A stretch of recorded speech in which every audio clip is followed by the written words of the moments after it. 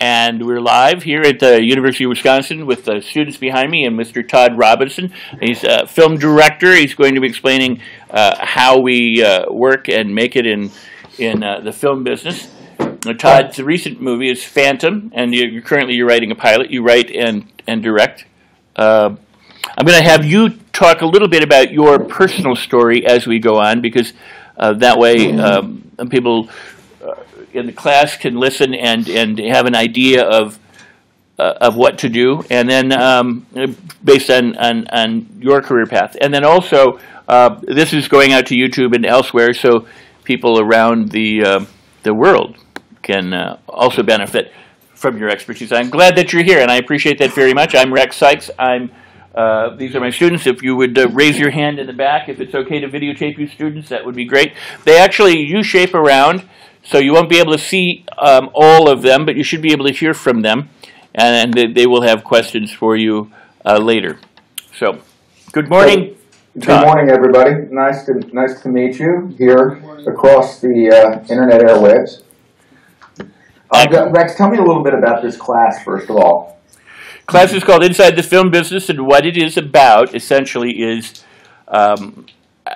the film business. It's not scheduling and budgeting and the aspect of what a producer does or raising money as an executive producer might. It's not about directing or acting or writing per se. It is about how do you, as a film student or as a person wanting to have a career in Hollywood, what are the things that you can do? We approach mindset, we approach marketing, and we approach craft.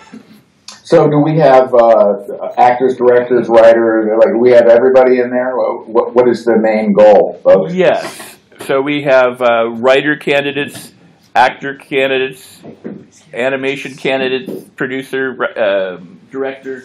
What else? Sound, editing, anything else? Did I miss anything?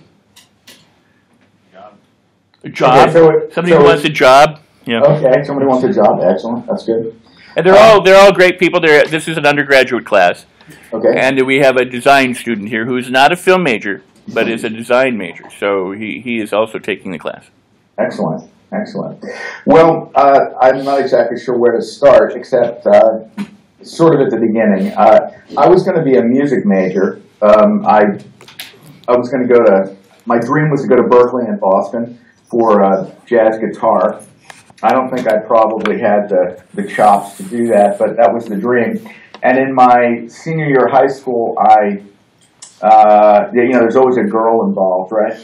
There was a girl who I was interested in meeting, and she was the sort of drama queen, and so I joined a drama class.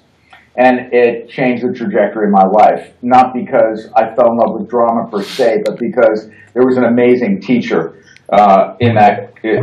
teaching that class named Judy Roman, who I'm still friends with to this day. And when I think back over my life, there were 2 or 3 teachers that really had an important impact on me, and she was one of them.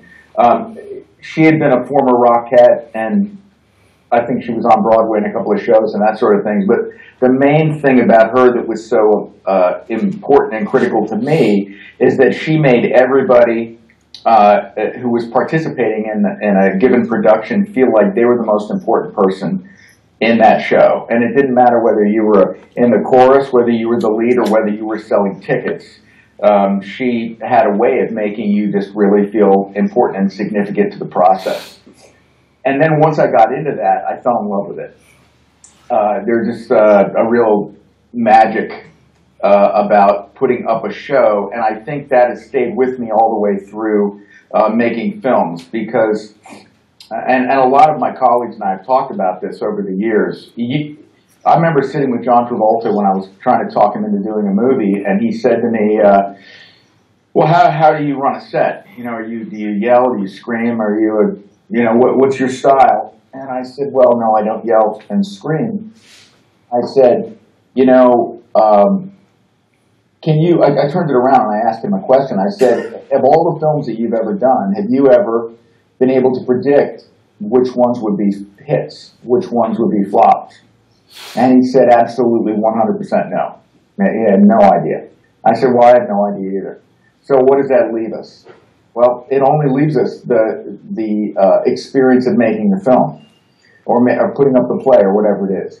And it is such a privilege to work and actually get paid for it when you do it. And since we can't control what the critics are going to say, or whether it rains, or whatever the things are that impact the production, we might as well have an amazing time doing it. And so, and when people are brought together, I'm sure some of your students have had this experience.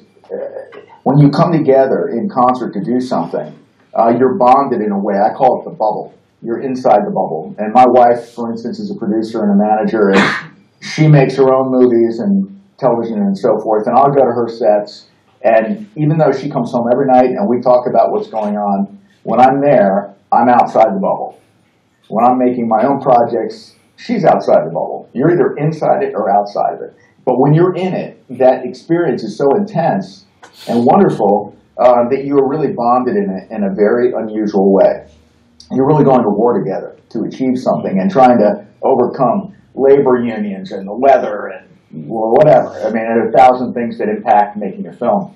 So that experience happened to me very, very early on, and has really stuck with me in terms of why I like to do it so much, apart from the creative part of it. So anyway, to just try to tell you my story quickly. So I did that. I ended up going to a small state school, drama school, lasted there a year, ended up going to Adelphi University in New York, where I met another significant instructor, Jacques Burdick, who had come over from Yale, and I was determined to be an actor. And I worked, I got my equity card, I was a singer-dancer guy, a choreographer, and I ended up touring the country in a couple of productions, came back to New York, and really didn't have a whole lot of luck. And looking back on it, maybe I just wasn't very good. It's possible. Of course, I didn't think so at the time. Then I was doing summer stock, and this is just the kismet part of my career. I was doing summer stock in Colorado Springs, and it was really tough. We were working 7 days a week, putting up 4 shows at once. And we finally got a day off after 6 weeks, and I went to the movies. And I had no idea what I was going to see. It was a little college town movie theater with 2, I think it was a double feature. And the first movie was Days of Heaven, and the second movie was The Duelist. So I'm watching Terrence Malick and Ridley Scott. Wow. And I came out of that movie theater stunned. I had never seen anything visually like that before in a film, I don't think. Or it's certainly nothing that hit me in that sort of immediate way. And I just remember thinking as I was walking out that I wanted to be part of that. I didn't know how, didn't know what I wanted to do. I guess I wanted to be an actor, but I was really moved by that. So we jump ahead to, I finally moved to California, and I struggled as an actor, and I met a woman who was producing a play that I was in. And I had this story about Billy the Kid that I was interested in, and got very sort of obsessed by the historical story of the Lincoln County War and the state politics of New Mexico at the end of the 19th century. And I started to tell her this story over coffee. And she said, you know, that's an amazing story. You should write that down. And I said, well, you know, I'm not really a writer, and I can't spell. I'm dyslexic, truly dyslexic. I have decoding issues and so forth. And she said, well, let me borrow a computer for you, because in those days we were typing on, the big gold standard was an IBM Selectric with a little button that you pushed it and it whited out the characters for you. It was the most amazing thing. You didn't have to use whiteout. But it didn't help my spelling at all. So she borrowed the original laptop computer, which you guys won't even know about, but it was called a K-Pro computer, and it was about the size of a cinder block. And it had a true floppy drive, and it had a spell check. I didn't know what a spell check was, but it was an intervention for my obstacle, which was poor spelling. And once I sat down at the keyboard and started to write, my life changed. And it changed because I realized that I was completely in control of what I was doing. As an actor, you basically need somebody else's permission to do it. You need to be cast.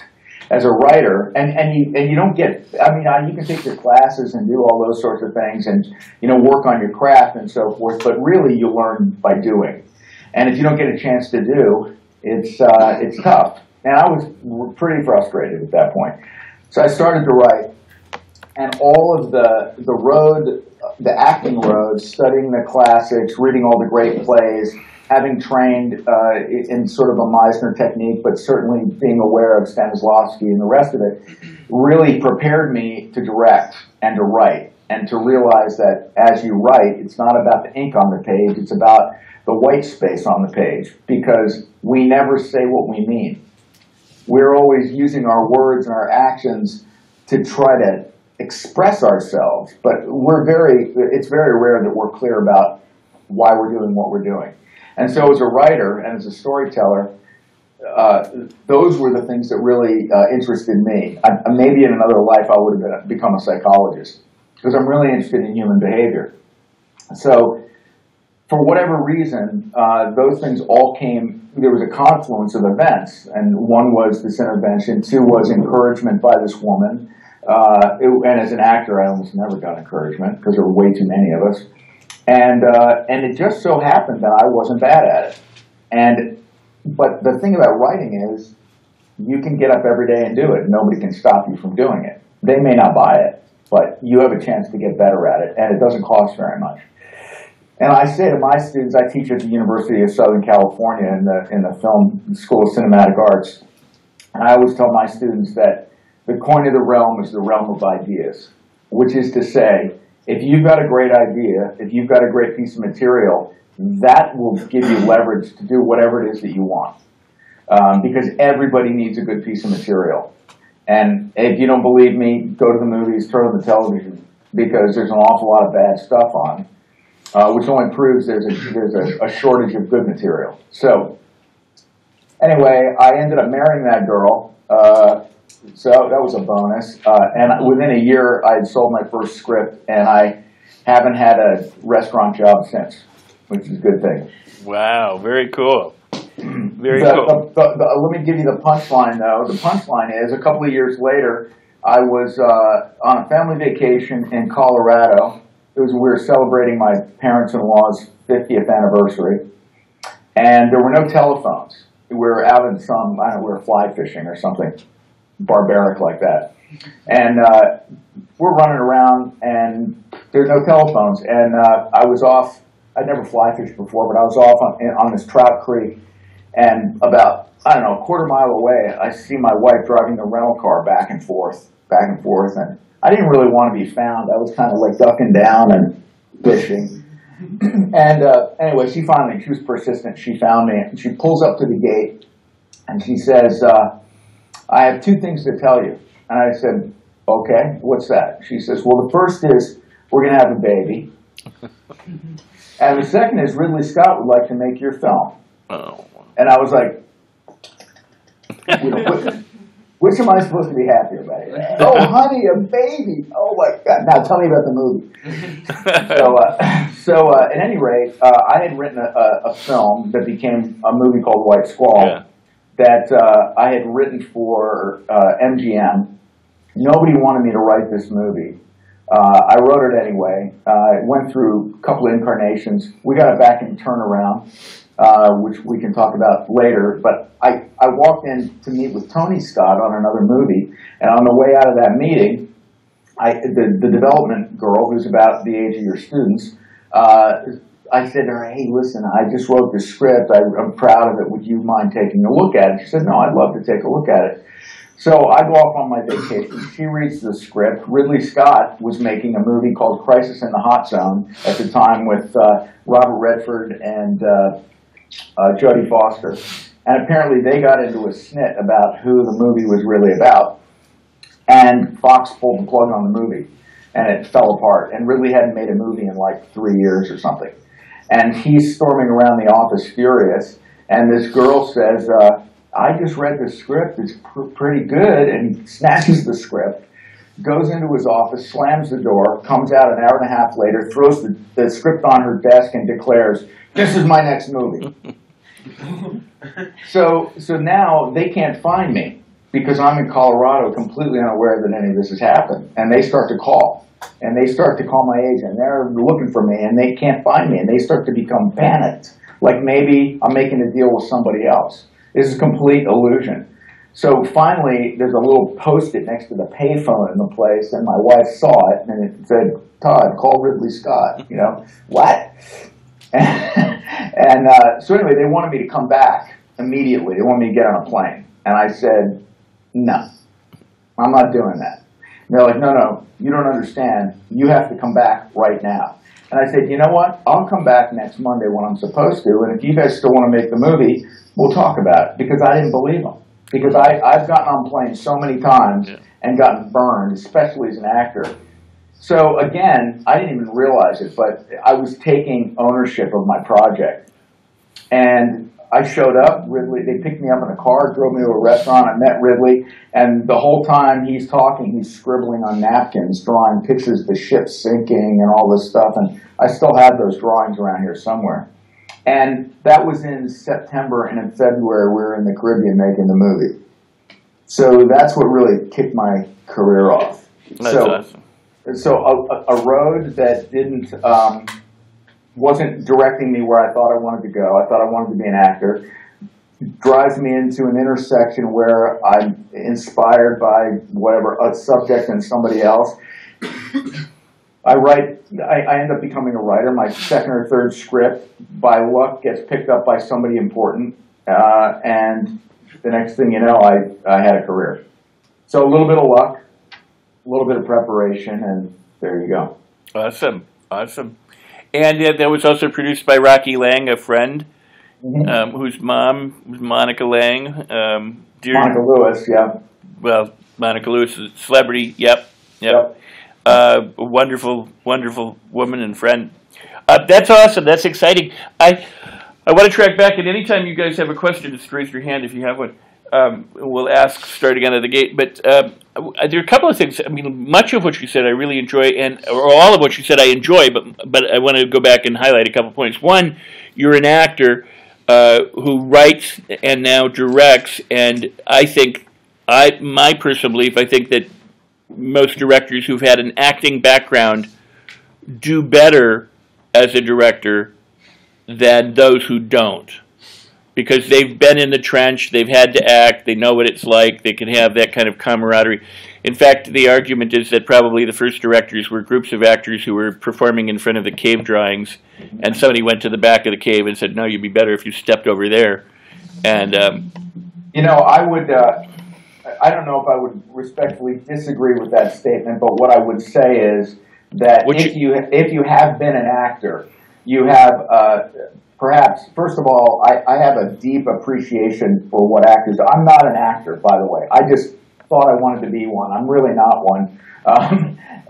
But when I, work with true, thespians, and I have had the privilege of working with quite a few now, I so appreciate their craft and how vulnerable they have to be, and all of the things that really create a performance. And I have the interest and the respect for what they do to be able to communicate, I think, in a way that some other people may not be able to. So some directors just let them do their thing, what have you. But I mean, I'm not sure Christopher Nolan was an actor, and he's a pretty good director.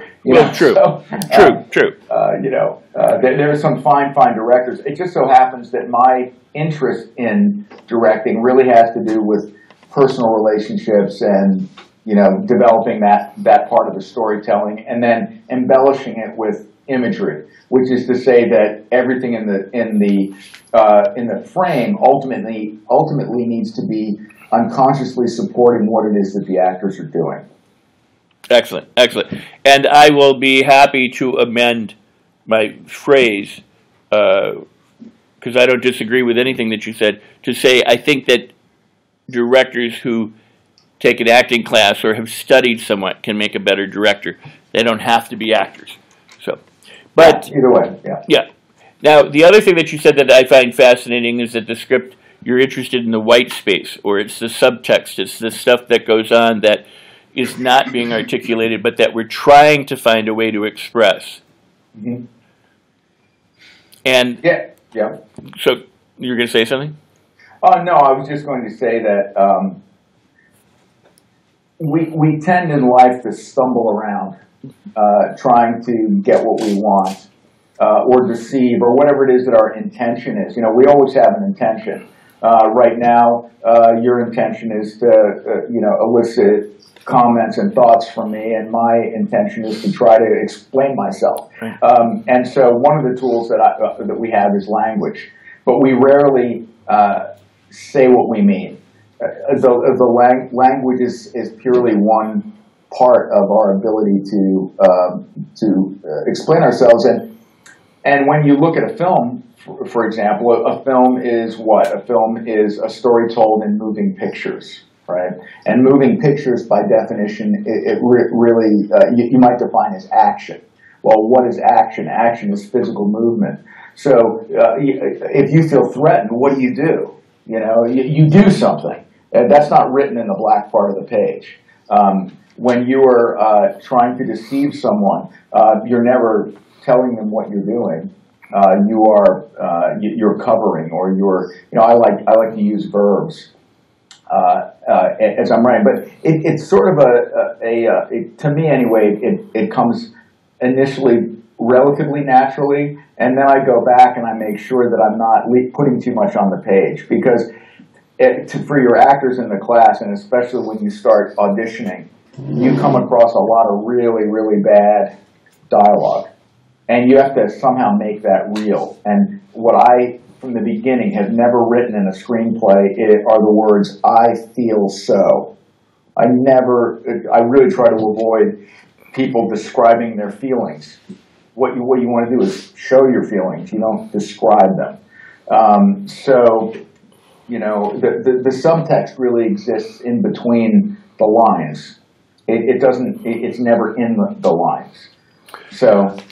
One of the other parts of my life is teaching communication and personal development, and in that arena there is an often misquoted study. It didn't study it, but I will misquote it because it's useful in the context of understanding the weight put on things.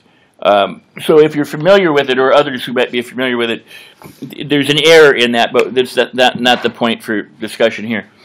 It's said that communication can be divided into 7% being words, 57% being, or 55% being physical, and the balance being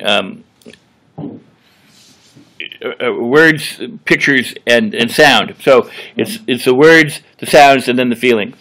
Right. Meaning that 97% essentially of our communication, 93% of our communication is based on nonverbals. It's what we hear, it's what we say, but it's not the exact words. It's not the definition or the meaning of the words. But from all of the nonverbals, we make meaning with what people are saying, and then we try and pick the precise words and do a fairly poor job at it. But the point being, and the point that I'm trying to make, is that given that breakdown, too many people get caught up in the 7%. Too many people get caught up in the words and trying to convey the words rather than all the stuff that goes on behind the words or underneath it, or the subtext.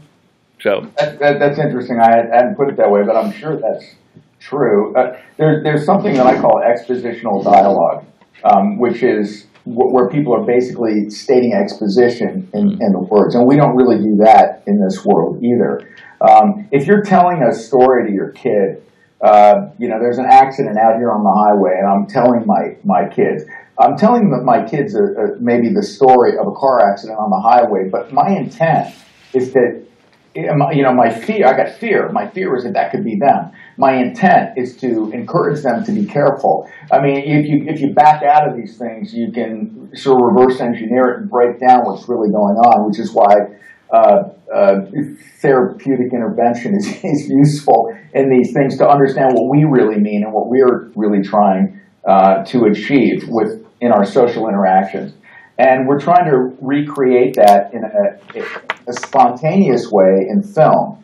And I'll give you an example. If you take a monologue. But let's take Shakespeare because I happen to know a little. And I say, my liege, I did deny no prisoners, but I remember when I was dry with rage, extreme toil, breathless and faint, leaning upon my sword, came there a certain lord. Okay? I can say that upside down, standing on my head, juggling. I can do that in any way possible. And what I always say to my actors when they come to set is, you must come with the lines. And you must come committed to the text. And by that, what I mean is that you can say it, and you know it so well that you don't think about what it means. And I struggled with this as an actor because one of my Jacques Burdick used to say, you know, screw the text, people. And I was like, what are you talking about? It's Shakespeare. What do you mean, screw the text?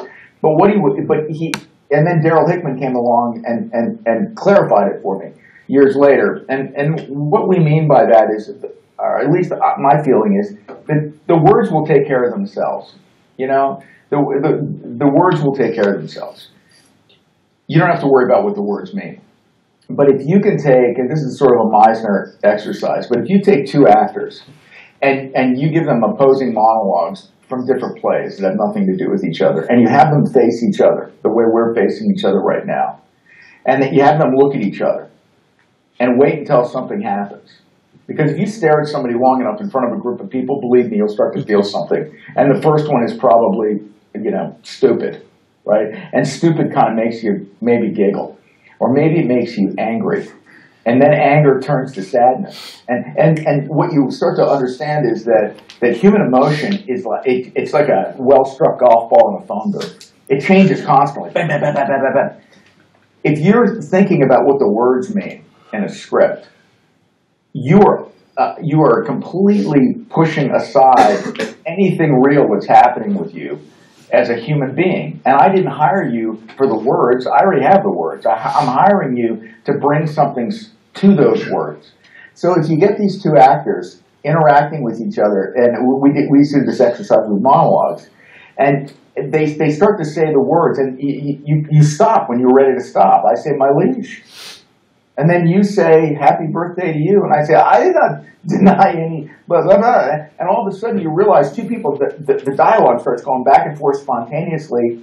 And what you're watching is real, unconscious human emotion bouncing back and forth. I'm getting something from you. It makes me feel something. I express it back to you. And suddenly it starts to happen very quickly.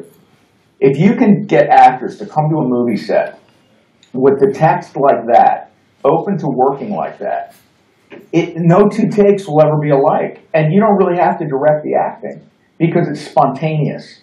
And so what you're really trying to do, what I'm trying to do as a director, I mean, beyond all the planning and where we're going to put lights and how we're going to move the camera and all that stuff, that's all intellectual decision making.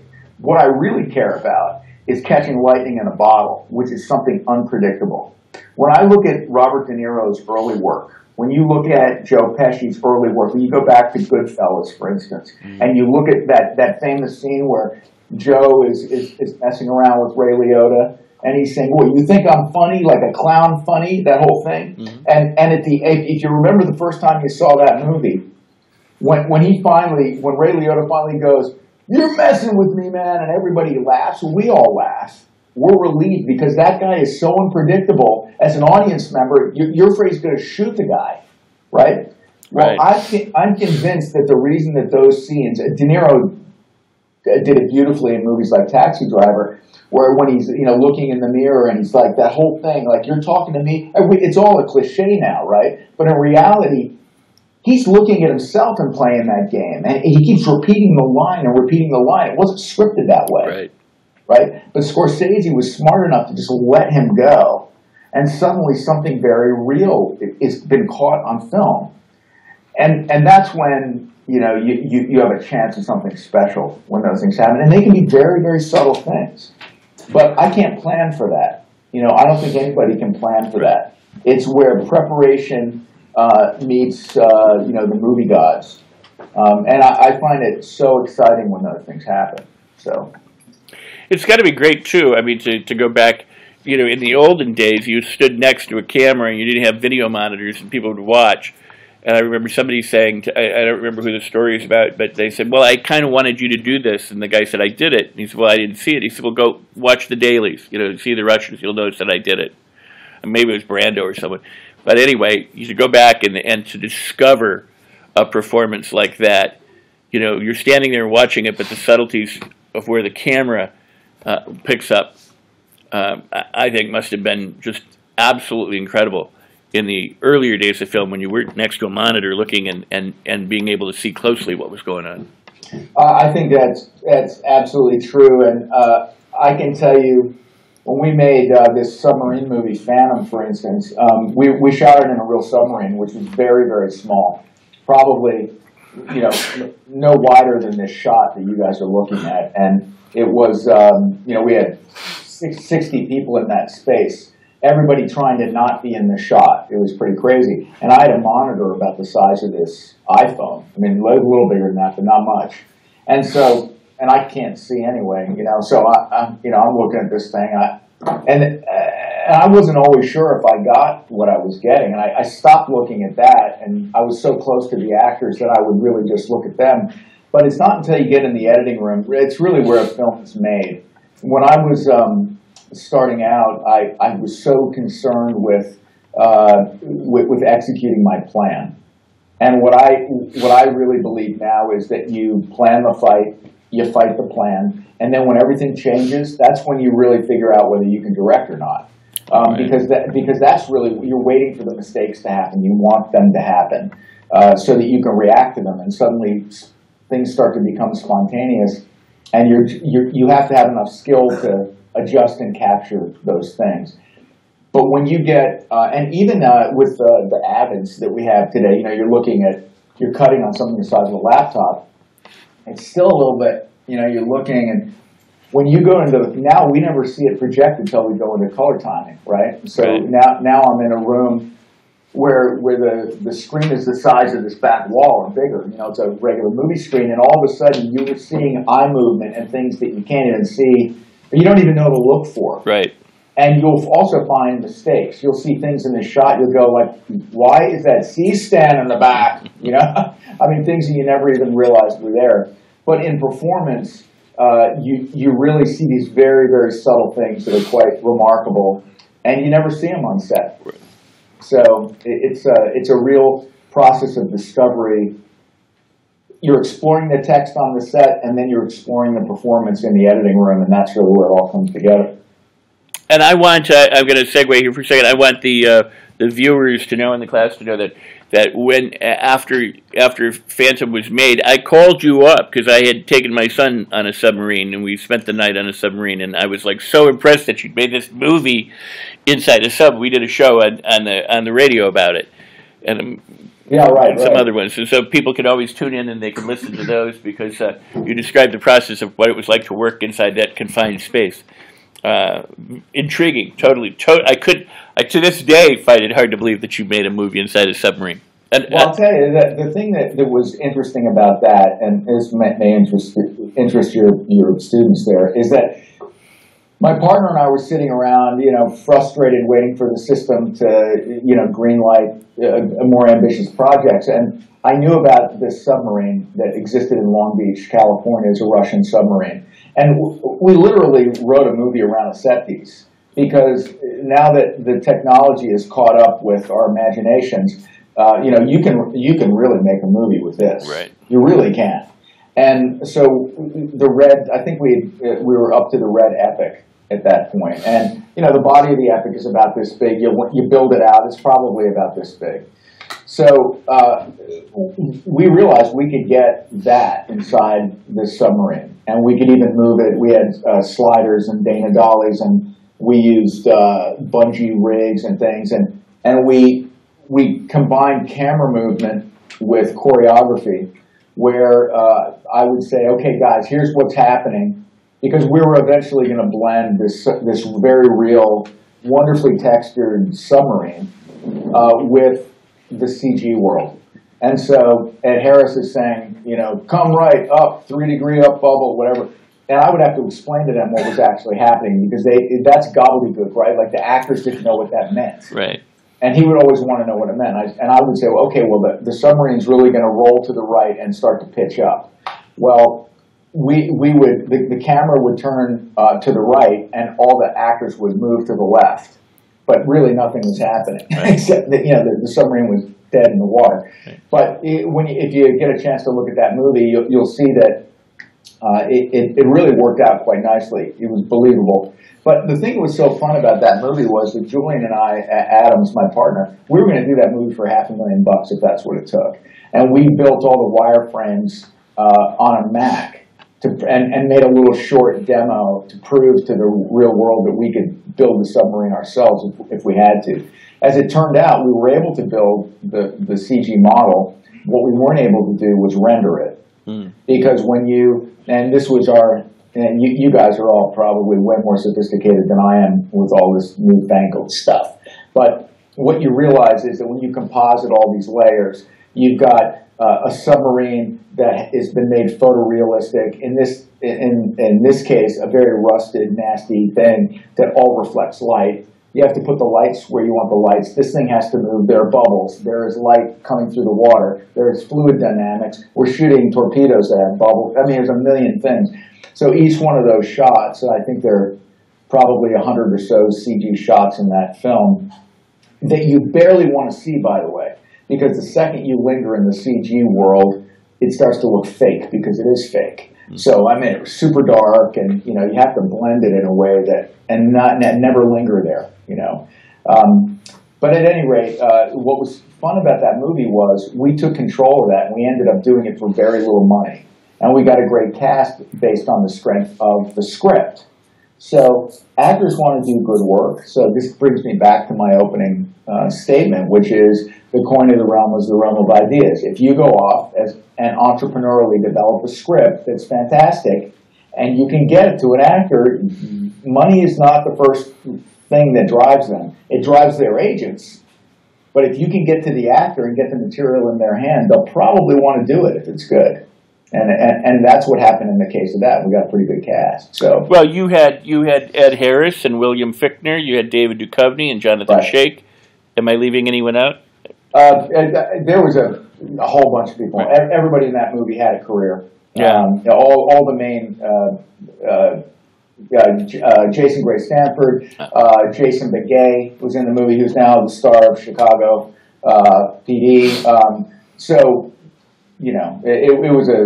It's always an embarrassment of riches, and I'm always amazed that once you get a project started, and in this case, I'd known Ed socially, personally, we had a relationship, and once Ed came aboard, he gave credibility to the entire project, and the next thing I knew, all these people wanted to be involved, and their agents were calling me as opposed to me begging them. Right.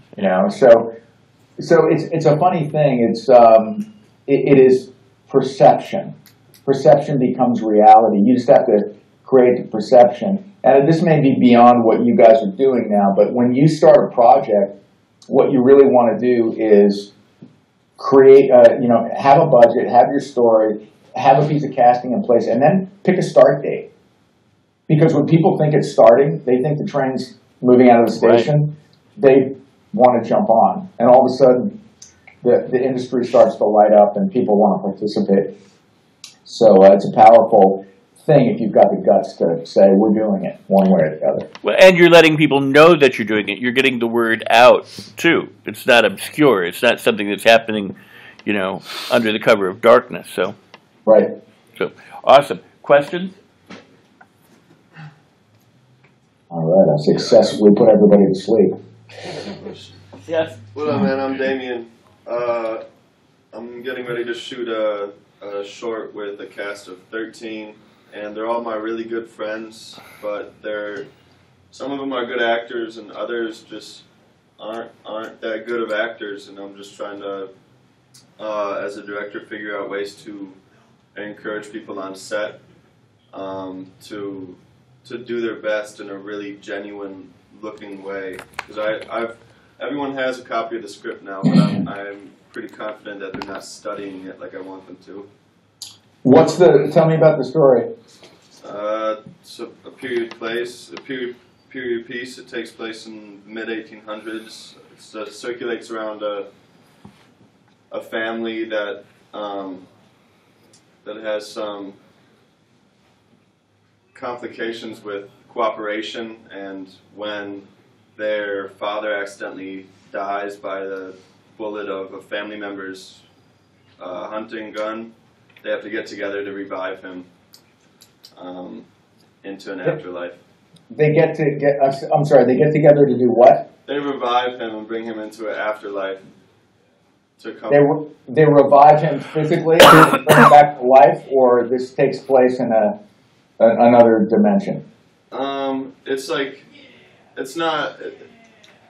in another dimension. It's not really. It's not real. It's definitely surreal. So it's about life and death and forgiveness and an afterlife. Okay. Yeah. So I'll get to your question in a second. Amen. Who's the main character? His name's Fred. And what does Fred want?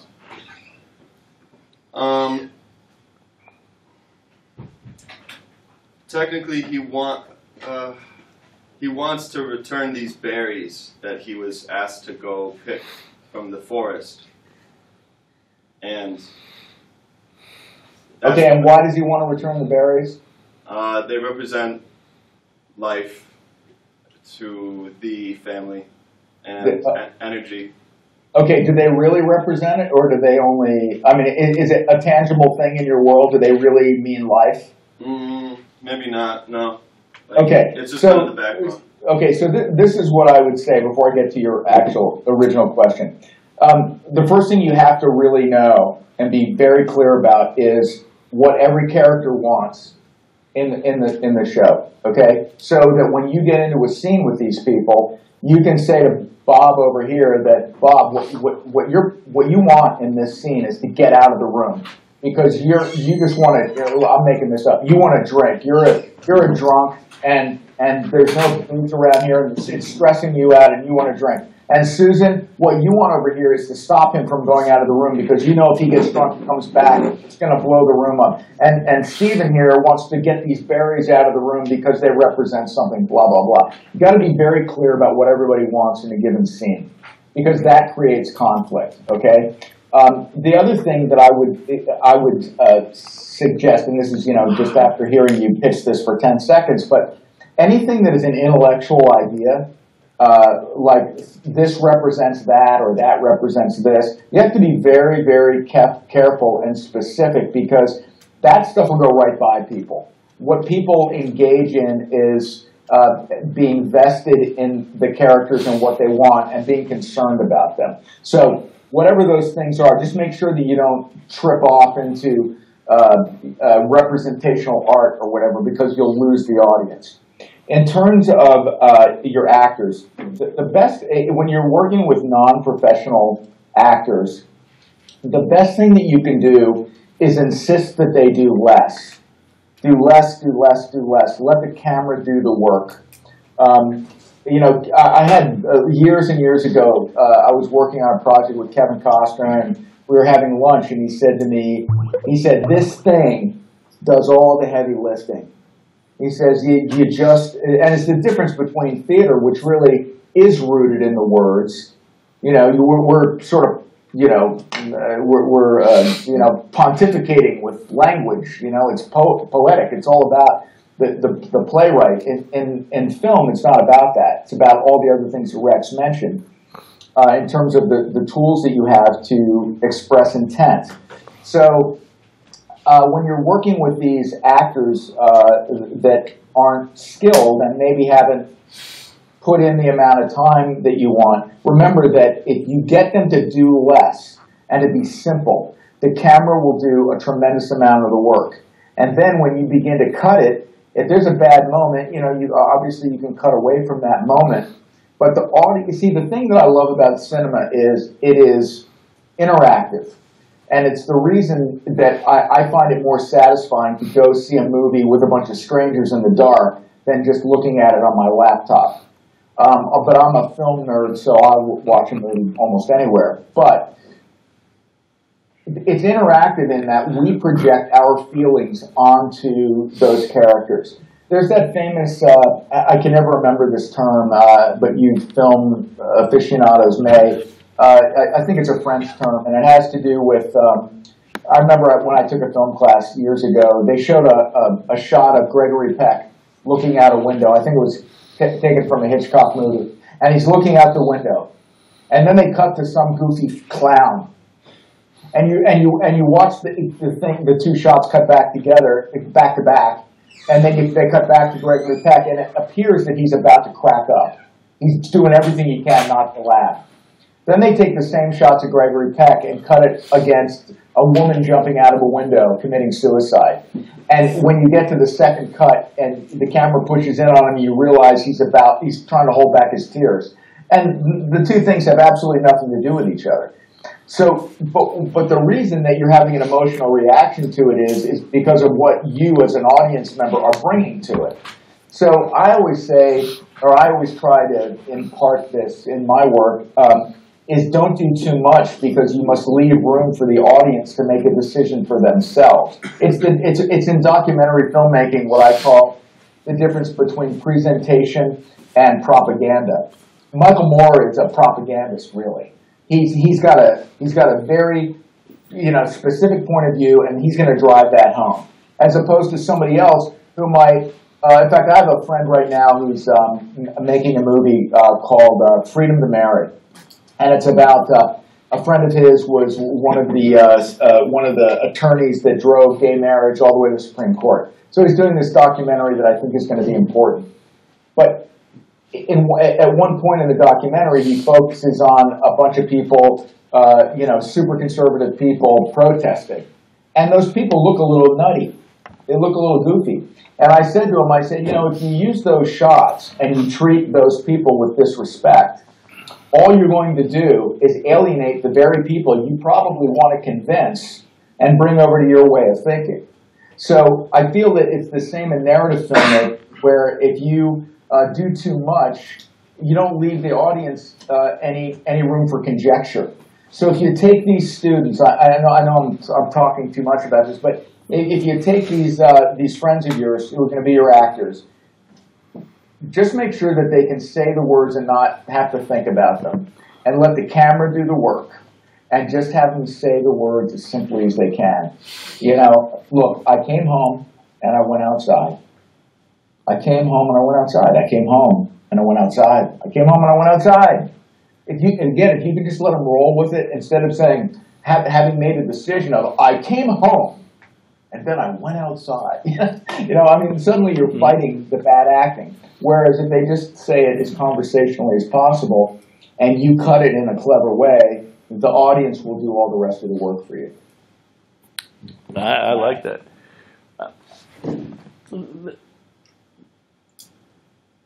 Legit, thank you. Yeah, taking notes and writing down everything you say. Yes, sir.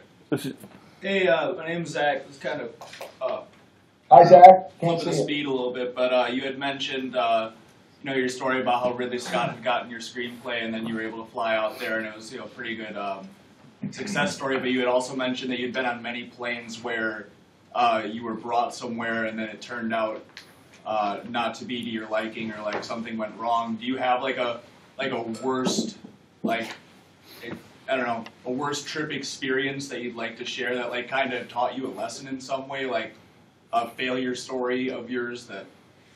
I don't know. And at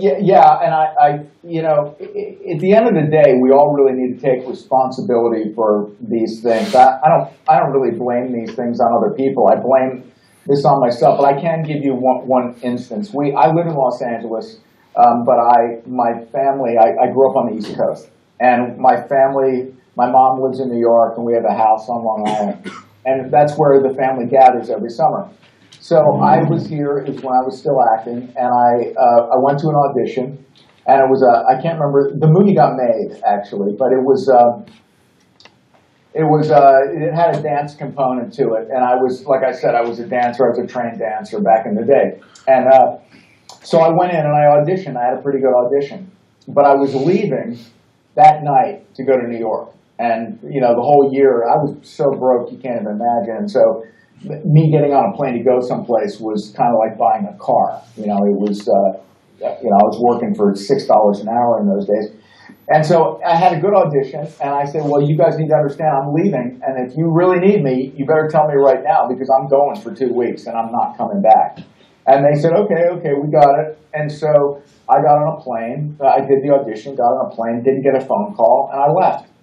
And before I got to New York, they were already calling my parents' house saying, you got to come back, you got to come back. And I said, no, I'm not going back. And anyway, they badgered me.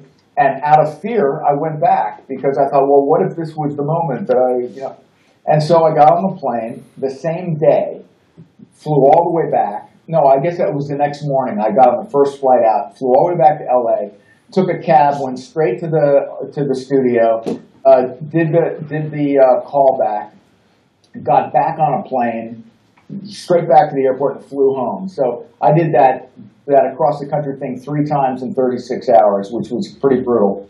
And I did not get the part. And it turned out that I think the director was cast, her boyfriend or something, and I can't remember what happened. But I never really had a shot, is the bottom line. I don't know why they made me come back. But the truth was, I should have stood my ground and said, I'm not coming back. Make me an offer. You've already seen what I've done. You've got me on tape. If you want me, make an offer, but I'm not coming back. And that's really what I should have done. And by the time I got around to Ridley Scott, it was the same thing. I'm like, Ridley Scott is like, it's him, Spielberg, and James, whatever. This guy's never going to make my film. So I'm not going to screw up my family's vacation here. And because, you can really... The energy of the movie business can really be sort of destructive in a family dynamic. They don't understand it, and I just wasn't going to turn that whole thing upside down. So I elected not to go back. And the lesson in that story is you have to take ownership and power and confidence in your work, and the power of no is a really, really powerful thing.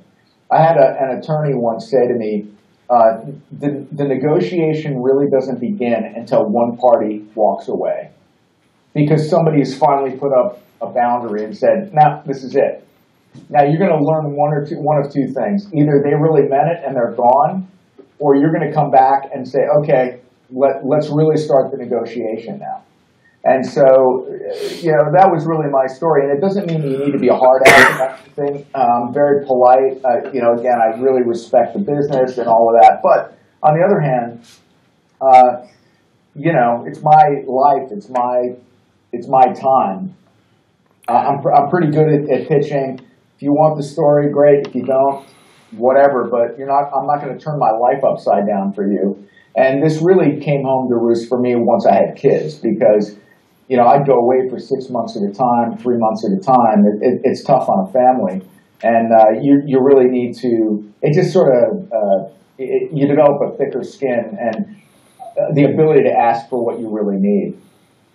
They don't want to fly you home to see your kids on the weekend, and you have to say, well, if you want me to make this picture for you, then you have to do that at least 3 times, and you have to fly them out twice because I have a family. And if you want me to make this movie in Florida, where there are no direct flights, then you're going to have to accommodate me in some way, because I'm not going to lose my marriage over a movie, So hopefully that helps.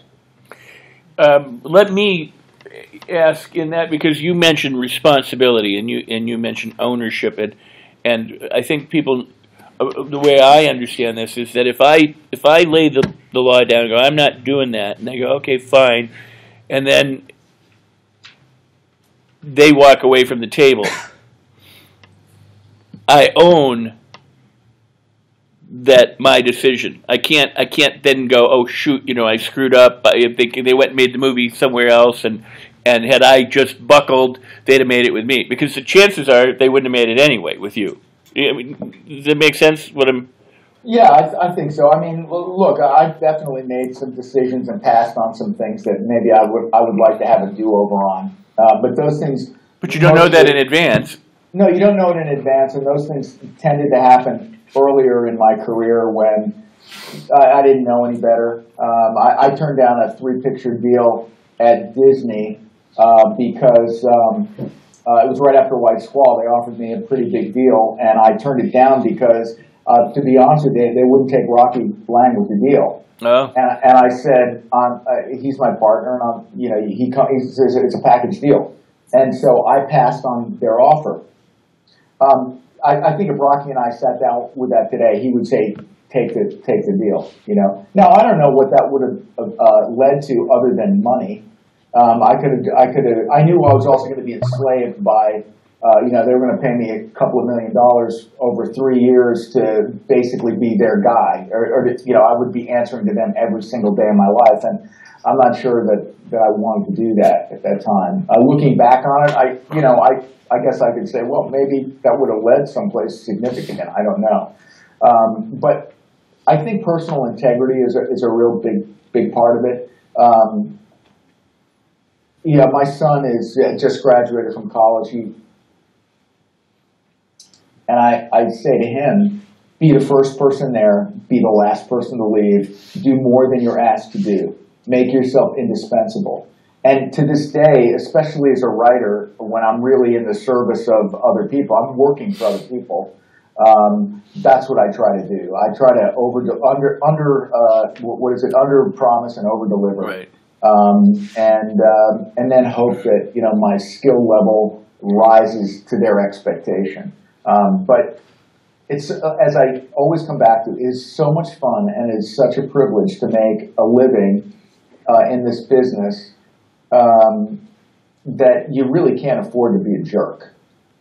You can be firm in your convictions, and one needs to argue respectfully when you're trying to go somewhere. See, the thing is about the creative process is a lot of times the executives, the people who are in charge of you, in charge of the development process, really don't have the same interests that we do. They have to hit deadlines, and their jobs are always at stake based on how successful my script is, because they spent a bunch of money to develop a script, and so that's on them. So it always comes to this fear thing, excuse me, and if you understand what their problems are, it makes it easier for you to compromise, and maybe even gives you a more tactful way of trying to get what you want. But my ego at this point has become pretty, it's in check, because it's not about me. It's about me servicing something bigger, which on the one hand is my career, because I want to do it again. I want to work for these people again. And two, it's to make them successful.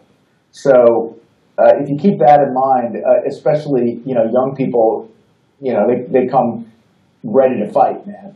And if you're an unpleasant person, even if you're brilliant, people don't. Life is too short. I'll tell you. Well, I better not mention any names, but there is an amazing actor who was in a movie called Fight Club. And I won't say who it is, but it's somebody that I love as an actor, who I would not work with because he is so brutal on directors, brutal, and it's not worth it. It's just not worth it. So I don't want to be that guy as a filmmaker. I don't want to be that guy.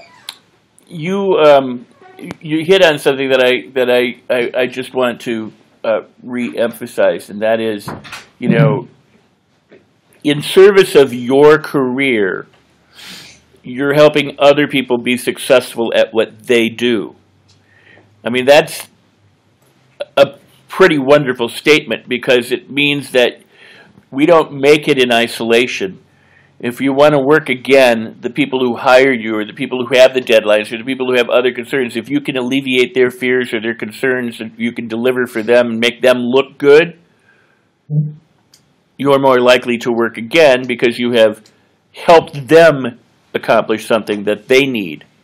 Well, a cruder way of putting it is, if you make other people money, you become a commodity, right? Right. But I always go back to the experience of doing it, and I want them to enjoy the experience as well. Here's another little bit that I would say. I'm currently doing this television pilot based on this book.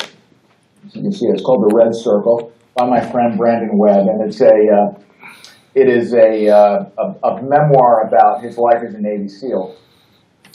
And I needed to become an expert in Navy SEAlism. And so I went down and hung out with SEAL Team 5 down in Coronado, and I've spent many, many, many hours with him and other SEALs, and have really made myself as good an authority on the subject as I possibly can. So when I end up having a notes meeting with the studio or with the network, I am so over-prepared for anything that they can possibly ask that they're really, I'm just clarifying for them what their concern is, as opposed to arguing about what I want. And what I'm really trying to do is put their minds at ease. You may not shoot that nylabone, Chloe, because it's too noisy. Sorry, see, nylabone. So that's really what I'm trying to do, and I didn't always do that. I was a little bit more obstinate in my youth, but as you get older and you realize you want to continue in this, being a hard ass. It's okay to have a point of view, and it's important to have boundaries and be firm, but you also have to realize that it is an ensemble effort, and it isn't all about you. And this auteur theory, there are a few of them out there, I guess, the guys at the top of the pyramid, but most of us have to work with other people. And you need to lead. It's about leadership, right? And leadership is really about surrounding yourself with the very best people you can, and then inspiring them to make your vision even better than you imagine. And that's why working with a guy like Ridley was so exciting, because when I write a script, I spend a lot of time with the narrative. Because when you read one of my scripts, I want you to feel like it's a page turner and it's like a novel. And just not reading the dialogue, because most people they just flip pages. They don't want to read screenplays. Nobody likes to read. So I want people to enjoy the read. So I work very hard on that part of it. And I want the director, if I'm writing for somebody else, I want to be so specific and clear that they can't see it any other way than I see it. So I'm giving them everything that they need to execute, shooting this script. And then, if they're a great director, they'll make it even better than I imagine in my mind. And that's what you're trying to do. And so the screenplay becomes the calling card to attract that amazing talent. And as a writer-director, I always say, once we get into pre-production, I fire the writer. Because you can't be precious about the script. You may not get to shoot a certain part of it, or, the actors come in and you sit down and have a table read, and we're all reading through it. And as a director and as a writer, you're really like the conductor, and you've got the libretti in front of you, and it's just, black ink vomited across a massive, score. The actors are, and by the way, all your craftspeople, they're reading their melodies and their harmonies. It's a very linear experience. So if you change keys in the middle of it, a good actor is going to go, I'm not sure, how did I get here from here? How do I make that transition? Because that doesn't seem right. And I get caught all the time. I go, you're right. I guess I didn't, pay enough attention to that moment.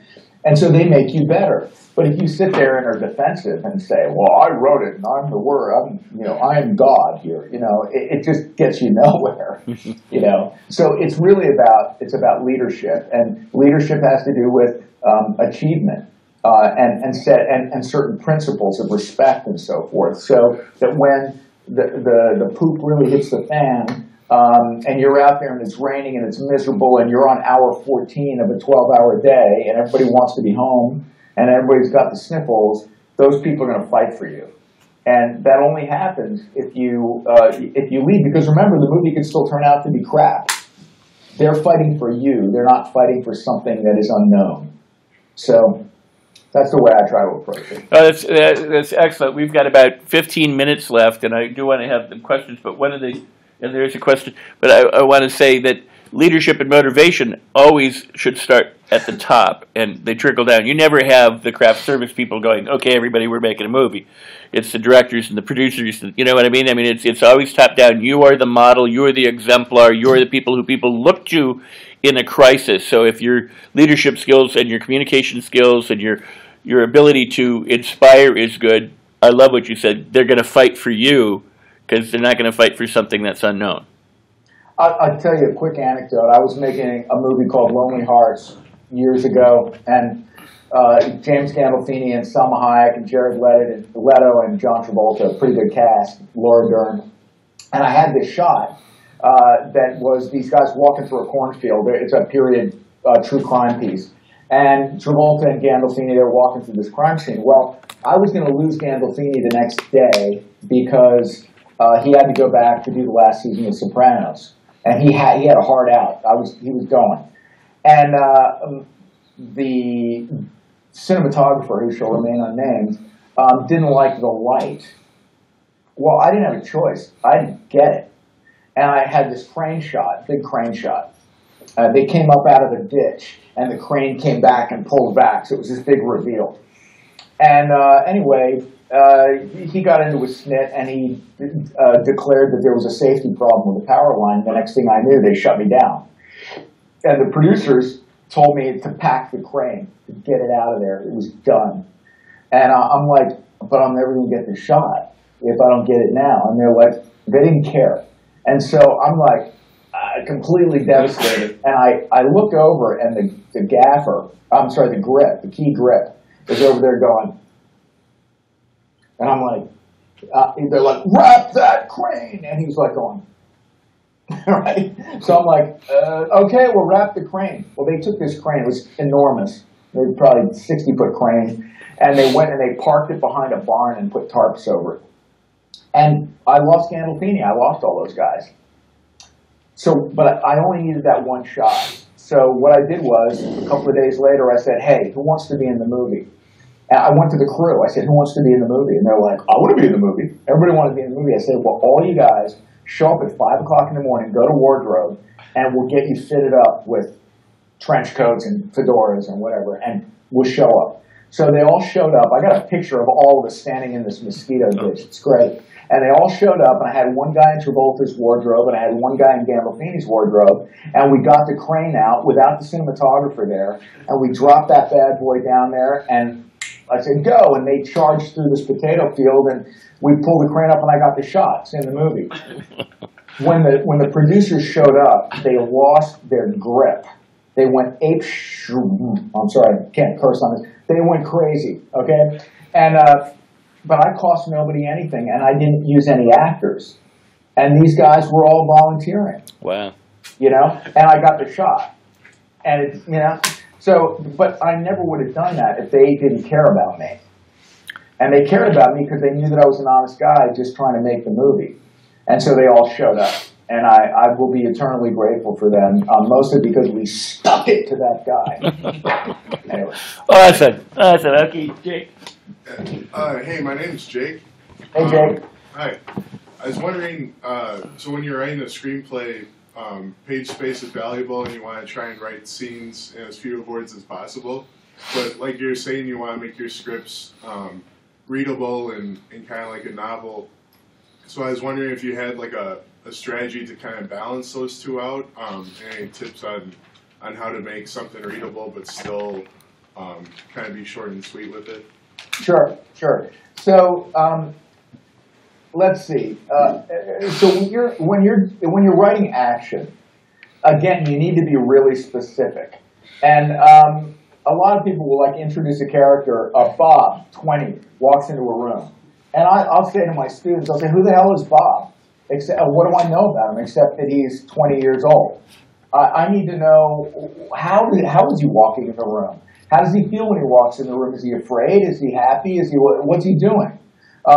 So even though so anyway, the first thing is you need to be specific and make sure that you deliver what the audience needs to know, and you really need to think about that. Okay. The second thing is I tend to overwrite.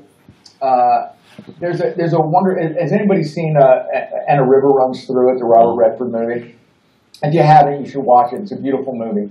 But there's a scene in it where Tom Skerritt, Brad Pitt, and his brother, I can't remember who played him, they're students at that point, and they've written an assignment at school.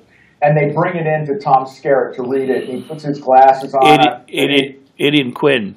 Yeah, Aidan Quinn. No, it's not Aidan Quinn. It's the other guy. But anyway. Okay. Anyway, he's reading their pages, and he reads them, and they're all waiting, and he takes his glasses off, and he says, half again. And he's making them cut it in half. And they go away, and they bring it back, and now it's 2 pages long, and he says, half again. And they take it away, and they bring it back, and he says, half again. And he does it like 5 times to them until the 2 boys bring back something that is like 2 sentences long. So what started off being 4 pages, by thinking and editing and being clear, he gets them to reduce it to 2 sentences. And I think writing narrative is that way. You just keep coming back to it and thinning and thinning and thinning until it's like a fine wine. It is just aged and crackles and is crisp, and don't let anything be precious. But at the same time, respect the fact that you want to engage the audience with the poetry of it. And so the short answer is edit, edit, edit, edit. Cut, cut, cut, cut, cut. Excellent. Where are we? Any question? We got 5 or 6, 7 minutes at most. Yes. Hi, my name's Chase. I was just wondering, since you're doing a lot of writing nowadays for TV, I was wondering, is there any time that you'll get picked up to do more than 1 episode or even a full season of a show, or is it usually just 1 episode at a time?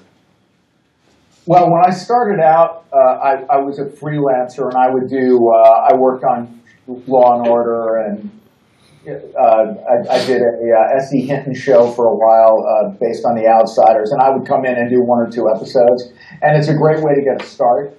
And you get paid rather well, by the way, especially if it's a network show. Something like that probably will net out after a rerun and a royalty at $40,000 or $50,000 an episode, so it's pretty good money. But the business that I'm in is I'm really what you call a creative producer. So I'm trying to create the pilot. I'm doing the pilot right now. I'm adapting this book. We will hopefully go, once the script is turned in, be picked up to have the pilot made. And my partner is Mark Harmon, who has a lot to pull at CBS. So I think we have a good shot at getting the pilot made.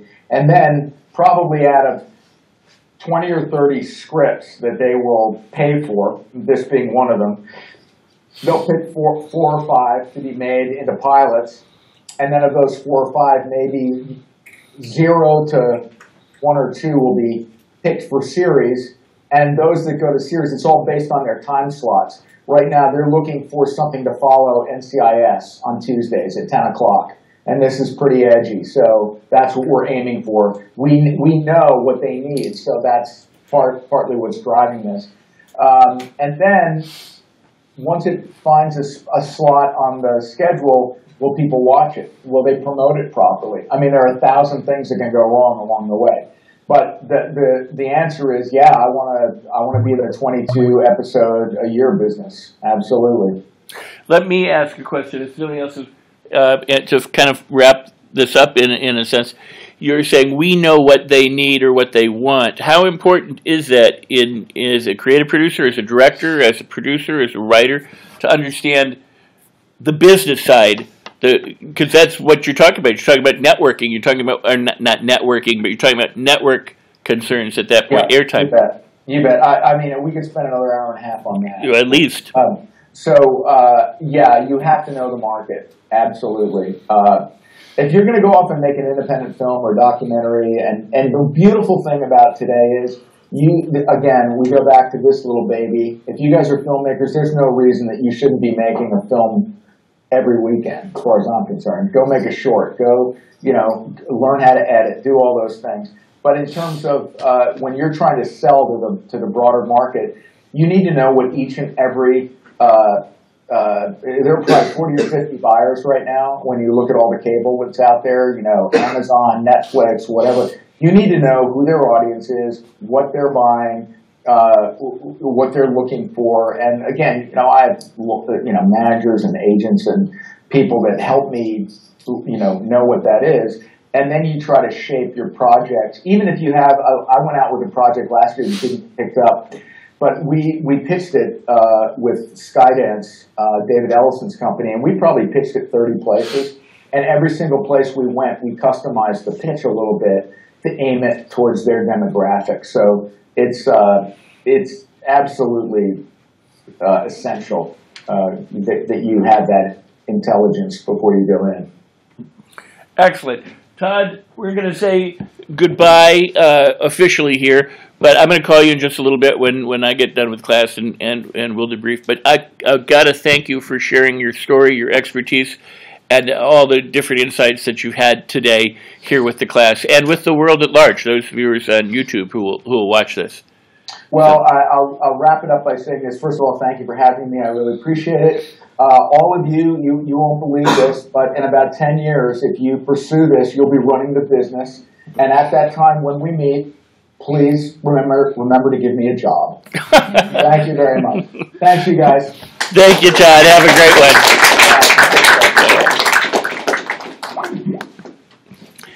All right. So is that helpful? Yeah. What, just quickly, what kind of stands out in your mind from some of the stuff that we you know, again, I'm not stacking the deck. You know what I mean? I'm just picking professionals and going, what do you need? What do you have to know? What do you do? You know, and I'm trying to make sure that they're professionals that you're going to be interested in. But time and time again, we kind of hear a theme, a thread running through these, don't you? Yeah. And that, and then I go, and forgive me for saying this again, but then if you read Napoleon Hill's book, do you understand how the themes relate to that book too? You know, because even in his book, he goes, one idea, and you can dominate your marketplace. You know, and it's entitled, you got a good idea, and you can do this stuff. It's stuff that, the sad part is that it's out there, and few people actually know it. It's like a hidden secret that's out in the open of everything. It's like the tree in the middle of the forest. You're looking for one tree, and there's all these trees around it. If you approach it scientifically, if you approach it methodically, if you approach it, you know, that I can't, like he said, you know, 10 years from now, you'll be running the studios. If you go, I can succeed, and damn it, I'm going to do it. I'm not going to let anything stop me. And you play it smart. You wouldn't go tomorrow with $1 million to go play poker, would you? You'd want to know how to play the game, and you'd want to know what to watch for and what the tells are, and you want to know the rules of the game and when to bet and when not. And that's what this is about, is learn that aspect of the business, and you'll be far ahead of all those other auteurs who are out there making their movies, and then find out that there's no place to sell it. So I hope that resonates with you in some way, because that's ideally what we're all about here.